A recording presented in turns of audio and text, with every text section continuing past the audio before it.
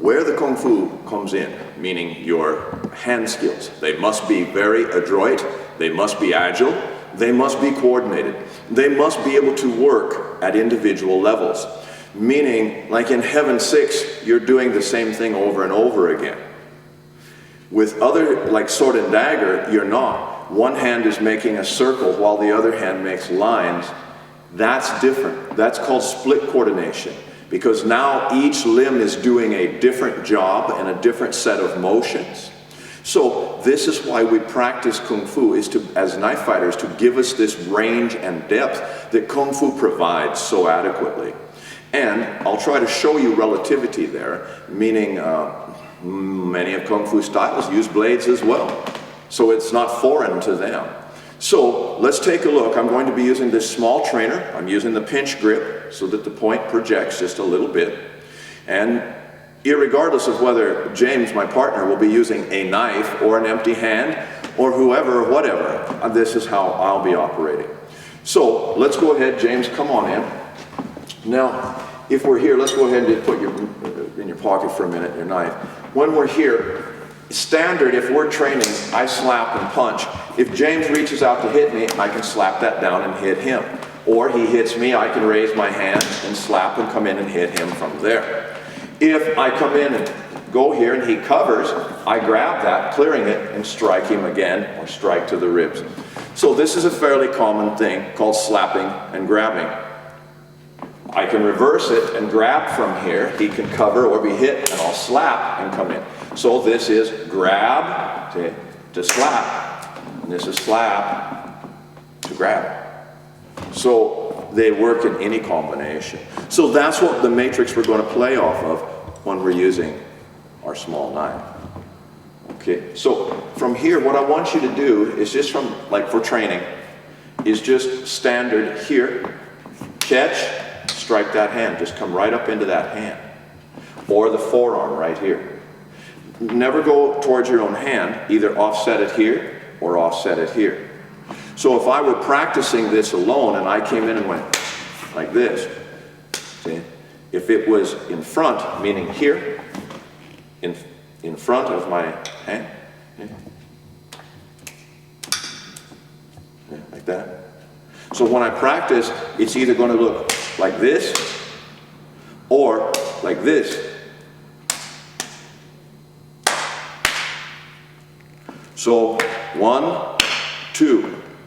Then you do the same thing to the sides, the horizontals. So if he's coming in to do 1 right there.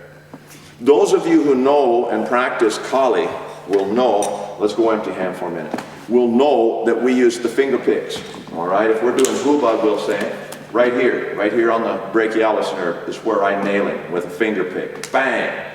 And then I continue the drill. Pow! See how that works? Pow!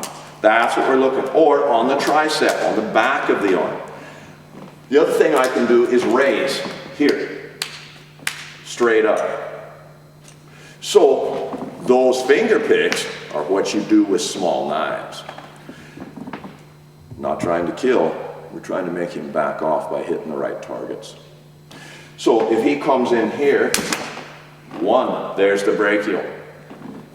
Here would be the rise. 2, 3, this would be the tricep. If it were this side, tricep, brachial, straight up. If he was empty-handed, just to like throw a punch, see, reach or something like this, see? Right into the hand. And we're not going to make it stick through so the knife's sticking through his hand. It's not that deep. I want you to be able to do 3 or 4 of these in the course of one encounter. So if he reaches here, this is 1, 2, 3, 4. Gouge him, back him off. This is where you catch and hit him again and foot trap. This is why, now again, you're using a knife that's smaller than your thumb. You don't have much authority. So many people say, as we do this here, James would say, as a fighter later, I didn't feel anything that he did. Many times that happens. I didn't feel a thing until later I knew I was wounded. That's because random thrusting, random picking. This is not random. I guarantee you, where I'm telling you to hit him, he will feel these. You will get a reaction. It won't be, oh, did I get stabbed? That's what you'd say, just catch as catch can stabbing. You're lucky. This isn't luck. We're deliberately doing this. So when he hits, I'm waiting for that shot into that arm. He probably won't even see this little knife in my hand. Or as I bring his hand down here, I reach up and hit. If I hit him here and he reaches again, that's the cover, and this arm gets it. Now he gets it in the ribs. If he makes one more move, I'm going to come across his face and come up into that arm and lift him. Remember, the jaw here, the point of their chin, is a dandy place to insert a short blade. Just like a fish hook, it's like gaffing a fish, dragging it into a boat. This is solid bone.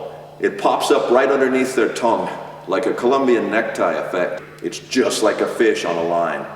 So if you really were being vicious and said 1, 2 here, I'm going to come in there. And even if I hit the hand, tough shit, he's hurt. Now this is attached. If I swing him here, he goes where I fucking tell him to. And that's the important thing. That I'm now in control. I have dominion over the bad situation. That's why we train. Not so he can come at me and I'll be like, I mean it, man. Stay back, man. I'm not going to play that. I'll tell him one time, no. The next time that something comes out, that paw gets stuck. If he backs off, fine, it's a Band-Aid. If I do that and it continues, there goes the brachialis, one in the throat, there's the shortcut. If it keeps up, here. And remember, I haven't even started telling you to strike with your live hand. I'm just asking you to cover and check. See? Move him, pass him, keep him off balance, use both hands. Now, if he comes in and strikes, I get that arm here, blind him. Just hit him right away. From here, catch that hand, punch him again, foot trap him, knock him down, elbow strike. Put in your tools. So when people tell me, which I get a few of those emails, knife coach has to scratch his head with a dull knife and go, what? Because they go, I see no relativity between your kung fu and your knife fighting, knife coach. What?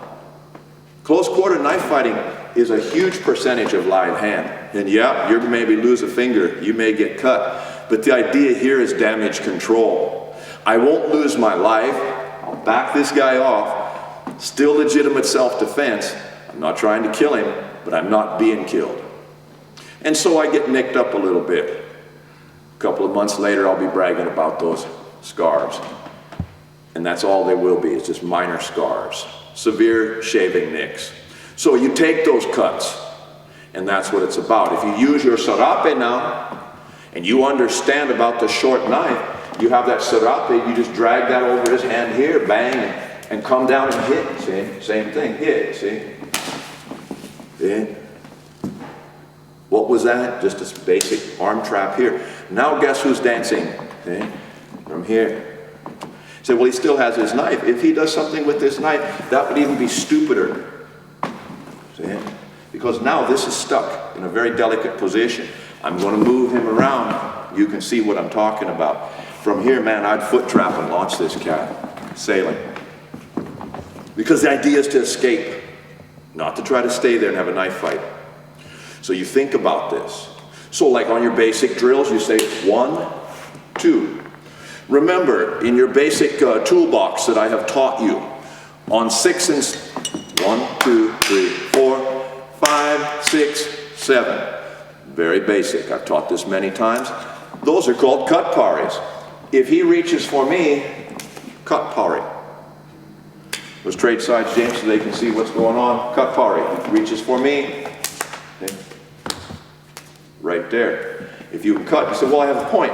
And use point. Right there. Very simple. If he reaches towards me again, use point. So what is that? That's 6. That's 7. That's 6.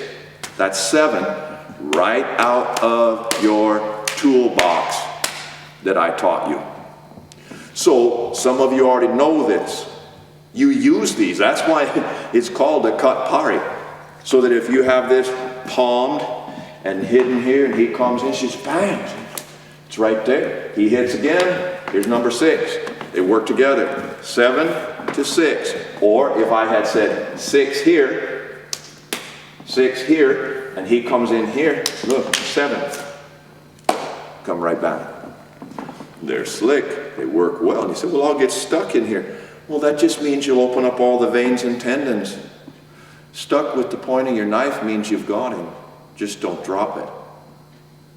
So when people tell me, well, my knife got stuck, twist, twist. It'll come free. These little ones don't get caught that much. Just don't let it close on your fingers. Hang on to it. I've always explained to you that a good grip is part of a good overall skill for a knife man. Andy, James, I thank you. And I hope this helps you understand how to use a small knife a little bit better and how to integrate some of your other martial arts skills in with those small knives in order to make them really kick for your personal protection. I'm the Knife Coach. I'll see you next time.